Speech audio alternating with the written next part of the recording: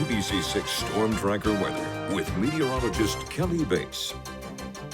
It's hard to follow the snickety snacks, but we're going to put this day to bed as a pretty much average day. We made it up to 83.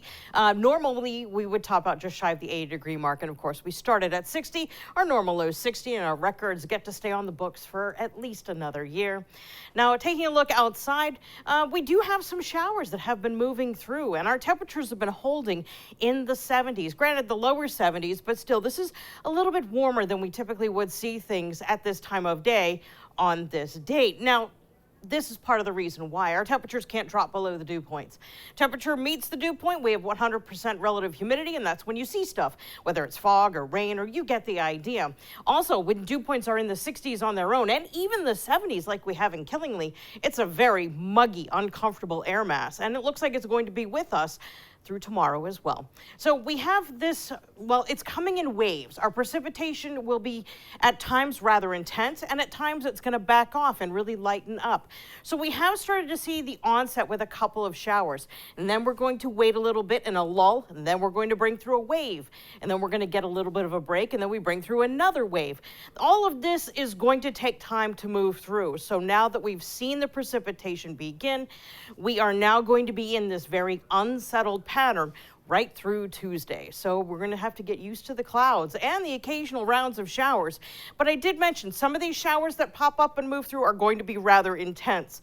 As a result, we could see some rapid urban flooding, rapid ponding on the roads, and a big slowdown during key commute times. That includes tomorrow for anyone who has to go in on the way back. Now, the morning commute on Tuesday is going to be tricky because we are expecting one of these waves of more intense rainfall to move through, and it's going to be with us for most, if not all, of Tuesday morning. Tuesday afternoon doesn't really lighten up all of that much. It's not until we get to Tuesday night into Wednesday that we start to see a big improvement in terms of that rain backing off, and then we start to clear as we go to Wednesday afternoon. So complicated pattern, no doubt about it. We have onset this precipitation. By tomorrow at 8 a.m., these are your estimated totals. Now, if we keep going forward in time, by 4 p.m., we are expecting a chance of a spotty thunderstorm. And if we do, we could see some local totals on the order of half an inch or even higher. But it's Monday night into Tuesday. That's when we're expected to really dial up the precipitation, bring in the heavier rounds of rain, and rainfall totals will likely begin to top the 1 inch mark. And this is, again, overnight Monday into Tuesday. By Tuesday afternoon, we should be pretty much done with the heaviest of the precipitation, and some places have the possibility of measuring 2 inches of precipitation before the whole thing shuts down Tuesday night.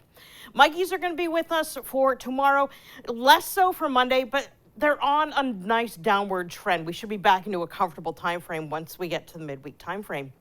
So here's Danielle. Danielle is a hurricane. It's not expected to impact any landmass and just kind of hang out in the middle of the North Atlantic. Here's what it looks like on satellite. It's a rather pretty classic looking hurricane.